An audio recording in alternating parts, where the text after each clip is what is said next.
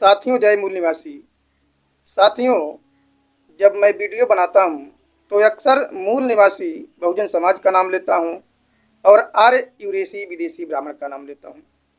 तो हमारे एक वीडियो पे किसी ब्राह्मण ने एक कमेंट किया कि तुम लोग द्वेष फैला रहे हो, तुम लोग अपने स्वार्थ के लिए द्वेष फैला रहे हो और तुम लोग आपस में भिड़ा रहे हो हिंदू हिंदू को। तो ये बताओ, यदि ब्राह्मण विदेशी है तो उसका वंशज कहाँ है? तो मैं कमेंट में उसका जवाब तो दे सकता था, लेकिन मैंने सोचा कि अब वीडियो बना करके ही उसका जवाब दिया जाए। तो लाइए फिर वीडियो बिना देरी करते हुए शुरू करते हैं। साथियों, जैसा कि आप लोग हाई स्कूल या इंटर में पढ़े होंगे कि हमारे शरीर में प्रोटीन एक बहुत ही महत्वपूर्ण पदार्थ है, जिसके दो रूप होते हैं, आरएनए और डीएनए। आरएनए का मतलब राइबो न्यूक्लिक एसिड और डीएनए का मतलब D oxy ribo nucleic acid. तो डीएनए एक पीढ़ी से दूसरी पीढ़ी में जाता है, स्थानांतरण होता रहता है और औरतों में माइक्रोकार्डियल होता है। तो अमेरिका में एक विश्वविद्यालय है, उताह विश्वविद्यालय, जिसके प्रोफेसर माइकल बमसाद जी पूरे विश्व का भ्रमण करते हैं और भ्रमण करते करते करते भारतवर्ष में भी आते हैं। तो देखते हैं कि दुनिया के किसी भी देश में जातिवादी व्यवस्था नहीं है, लेकिन भारत में इतनी जातिवादी व्यवस्था क्यों है? तब वह अपने ट्रांसलेटर से पूछते हैं कि ये जो बहुत बड़े बड़े बिल्डिंगें दिखाई दे रही हैं वो किसकी है? तो वो कहता है कि यहाँ के अमीर लोगों का है। फिर वह पूछते हैं कि इसके बगल में जो झुग्गी झोपड़ियाँ दिखाई दे रही हैं वो किसकी हैं? तो वो कहता है कि यहाँ के गरीब लोगों का है, जो गांव से शहर में मजदूरी करने के लिए आते हैं, कमाने के लिए आते हैं। तो कुछ पैसा इकट्ठा करके अपने परिवार को भी भेजते हैं, जिससे उनके परिवार का पालन पोषण होता है। तो चूंकि माइकल बमसाद जी एक वैज्ञानिक थे और उन्होंने वैज्ञानिक दृष्टिकोण से सोचा और वह पुनः अमेरिका गए और यूएनओ से आदेश लिए कि मैं पूरे विश्व का डीएनए टेस्ट कराना चाहता हूं। उनको परमिशन मिल गया तो वह पुनः भारतवर्ष में आए। तो 42 देश के वैज्ञानिकों को साथ लेकर के आए और भारत के पूना में एक जय दीक्षित डीएनए रिसर्च सेंटर है, उसको भी साथ लिए। वो ब्राह्मणों का सेंटर है, रिसर्च सेंटर है। और फिर एक और ब्राह्मण भास्कर राव जादव के लिए, भास्कर राव जादव जो आंध्रा विश्वविद्यालय के प्रोफेसर हैं, उनको भी साथ लिए। यानी 2 ब्राह्मणों को लिए ताकि कोई डीएनए किया जाए, टेस्ट किया जाए, रिसर्च किया जाए तो ब्राह्मण गलत साबित न कर सके।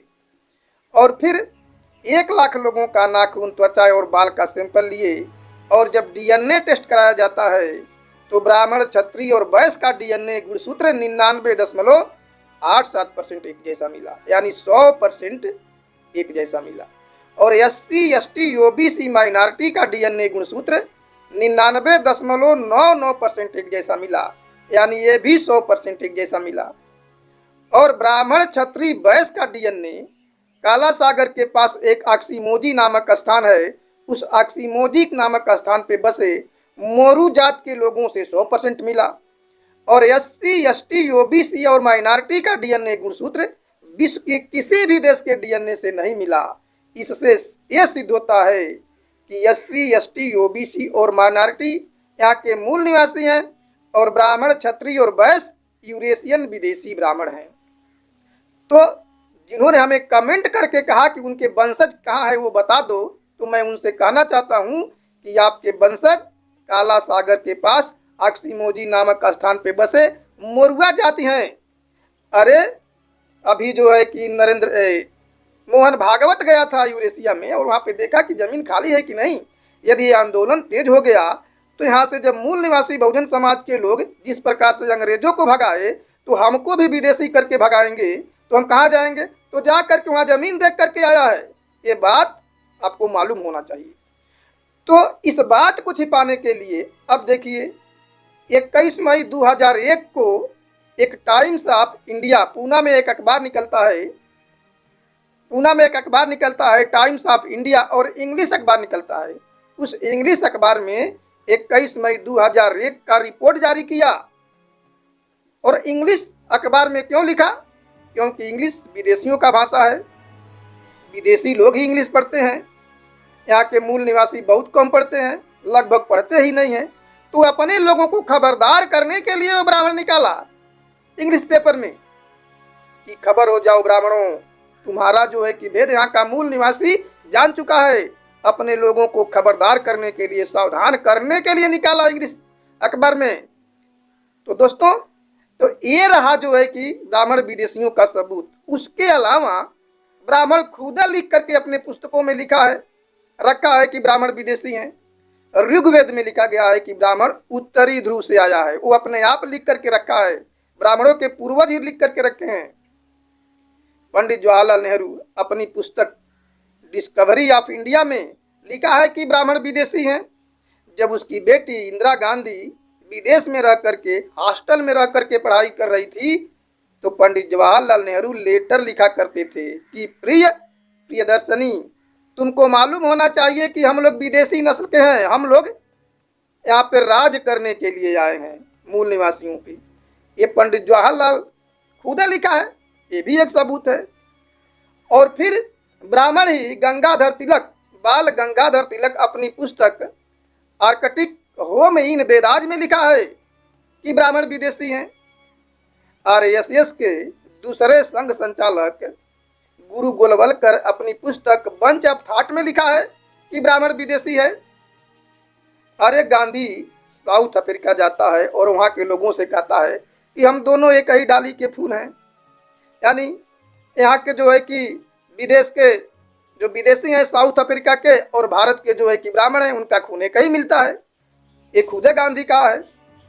केशव चंद्र सेन भी कहा है कि ब्राह्मण विदेशी है, हमें अंग्रेजों का विरोध करने की आवश्यकता नहीं है, वो हमारे बिछड़े हुए भाई हैं, वो खुद कहा है। और अटल बिहारी वाजपेयी जब 2001 में ईरान जाते हैं, अजरबैजान, तो वहाँ पत्रकार उनसे पूछते हैं कि आपको आकर के हमारे देश में कैसा महसूस हो रहा है? तो अटल बिहारी वाजपेयी जवाब दिए कि अपने पितरों के देश में आकर के हमें अच्छा महसूस हो रहा है। तब वहाँ के पत्रकार चौंक गए। फिर पुनः सवाल पूछे तो कहा कि हाँ, हमारे पूर्वज यहाँ के मूल निवासी थे, ये तो भारत में राज करने के लिए गए हैं। तो पत्रकार ने पूछा कि यदि वहाँ के लोग आंदोलन कर दिए तब? तो अटल बिहारी वाजपेयी कहा कि नहीं, ऐसा नहीं कर सकते हैं, क्योंकि हम उनको 6000 से ऊपर के जातियों में बांट दिया है। अरे जो लोग बिना हमारे पूछे अपने बेटे और बेटी का शादी ही नहीं कर सकते हैं, जो बिना हमारे पूछे अपने नए बनाए हुए घर में प्रवेश ही नहीं कर सकते हैं, तो आंदोलन करेंगे क्या खाक? तो पत्रकारों ने कहा तब तो आपने अच्छा उपाय लगाया है कि हमेशा इनको गुलाम बना करके रखा जाए। तो ये जो है 21 मई 2001 का जो डीएनए रिपोर्ट आया, ये अंतिम रूप से प्रूव कर दिया कि ब्राह्मण विदेशी हैं, और इसको ब्राह्मणों के बाप ब्रह्मा भी नहीं काट सकते हैं। जो हमें कमेंट करके बताया है कि बताओ उस हमारे वंशज कहाँ हैं, तो तुम्हारे वंशज यूरेशिया में मोरुआ जात के लोग हैं। अरे कोई भी विदेशी किसी देश में जाता है तो वहाँ के मूल निवासी उसकी दीन दशा देख करके, हालत देख करके उसको क्या देते हैं? कपड़ा देते हैं, खाना देते हैं, मकान देते हैं। लेकिन हमारे मूल निवासी बहुजन समाज के लोग तो इतना दरिया दिल है कि अपना पूरा देशवे दे दिए, और आज लोग वही हमको गुलाम बना करके हमारे ही ऊपर राज कर रहे हैं। अंतर्राष्ट्रीय कानून है कि अगर कोई विदेश जाता है तो वहाँ जा करके छोटा मोटा काम कर सकता है, मजदूरी कर सकता है, नौकरी कर सकता है, लेकिन वहाँ का शासक नहीं बन सकता है। लेकिन यहाँ के जो ब्राह्मण हैं अगले 4500 वर्ष से यहाँ के शासक बने हुए हैं, और हमारे मूल निवासी बहुजन समाज के लोगों को आज भी गुलाम बना करके रखे हैं। तो जो परिवर्तन की लड़ाई मूल निवासी बहुजन समाज के लोग लड़ रहे हैं, अगर इसको संवैधानिक दायरे में रह करके परिवर्तन करने नहीं दिया तो फिर यूरेशिया जा भी नहीं सकते हो और भारत में रह भी नहीं सकते हो। क्योंकि यदि मूल निवासियों का सरकार आ गई तो एपीएल बीपीएल अंत्योदय कार्ड नहीं बनवाएगी, आधार कार्ड नहीं बनवाएगी, बल्कि डीएनए कार्ड फ्री में बना के तुमको दे देगी, और डीएनए कार्ड से वोटिंग का व्यवस्था किया जाएगा। जिसका डीएनए ब्राह्मणों मूल निवासियों के डीएनए से मिलता है वही वोट डाल सकता है, बाकी किसी विदेशी को वोट डालने का अधिकार नहीं है। यह अंतर्राष्ट्रीय कानून है। अगर संवैधानिक दायरे में तुम रह करके परिवर्तन नहीं किया, परिवर्तन नहीं करने दिया, तो सोच लो क्या नौबत होने वाली है। अगर मूल निवासी बहुजन समाज के लोग इकट्ठा होकर पेशाब कर देंगे तब भी तुम बह जाओगे। तुम्हारी आबादी ही कितना है, तुम सोच लो। हमारा जो है अभी मूल निवासी बहुजन समाज के लोगों का खून नहीं खौला है। हमारा जितना भी भागीदारी बनती है, आबादी के अनुपात में भागीदारी, शासन प्रशासन में, जुडिशरी में, न्यायपालिका में, हर जगह तुम दे दो। तुम लोगों ने हम लोगों को नालायक कहा। जब नौकरी की बात आती है, जब हमारे लोग क्वालिफाइड करते हैं तो क्या लिखते हो तुम? एनएफएस नॉट फाउंड सुटेबल, यानी ये नौकरी करने के लिए योग्य नहीं है। जब हमारे लड़के लोग सामान्य में जाने लगे, सामान्य सीट में, तो तुम लोगों ने क्या किया? इंटरव्यू लिया, साक्षात्कार में उनका नंबर कम किया, हमारे लोगों को नौकरी से वंचित किया, आईएएस पीसीएस बनाने से वंचित किया। अब तो आईएएस की नौकरी जो है कि लेटरल एंट्री से कर रहे हो। प्रोफेसर का 13 पॉइंट रोस्टर लाए थे और जुडिशरी में कोलेजियम सिस्टम लाए। यही तो तुम्हारी योग्यता है कि मूल निवासी बहुजन समाज के लोगों को कैसे रोका जाए। यदि तुम्हारे में इतना योग्यता है तो हमारे देश में इतनी गरीबी क्यों है? 83 करोड़ लोग गरीबी रेखा के नहीं बल्कि भूखमरी रेखा के नीचे जीवन यापन कर रहे हैं। तुम लोग कहते हो कि जो मेडिकल में आरक्षण नहीं होगा, आरक्षण वाले डॉक्टर तो आदमी को मार डालते हैं, मरीजों को मार डालते हैं। अरे तुम्हारे में इतना योग्यता है कि तुम्हारे नेता होता विदेश क्यों जा करके दवा कराते हैं? कहाँ तुम्हारे अंदर योग्यता है? अगर तुम्हारे अंदर योग्यता रहता तो हमारा देश आज विश्व का 1 नंबर का गरीब देश नहीं बनता। तुम लोगों ने केवल अपने स्वार्थ के आगे केवल अपना विकास किया और मूल निवासी बहुजन समाज को हाशियों पर जाके खड़ा कर दिए हो। ये आज़ादी की लड़ाई लड़ी जा रही है। जिस प्रकार से अंग्रेजों को भगाया गया, अगर तुम अपनी आदत से बाज नहीं आए तो तुमको भी मूल निवासी बहुजन समाज के लोग यहाँ रहने नहीं देंगे। अपने दिमाग में बात को गठिया लो, रख लो। और तुम्हारी इतनी औकात नहीं कि मूल निवासी बहुजन समाज को शासन सत्ता में आने से रोक दो। अब समय आ गया है, इसलिए मैं कहता हूँ तुम लोग सुधर जाओ। अगर यहाँ पे रहना है तो आबादी के अनुपात में तुम भी अपनी हिस्सेदारी दे लो, 3.5% हो, और हमारा भी हिस्सा बकरा दे दो, नहीं तुमको रहने नहीं दिया जाएगा। ये चेतावनी नहीं है, इस पे अमल भी करना तुम। तो दोस्तों आज के लिए इतना ही। आप लोगों ने हमारी बात को ध्यानपूर्वक सुना, उसके लिए धन्यवाद। जय मूल।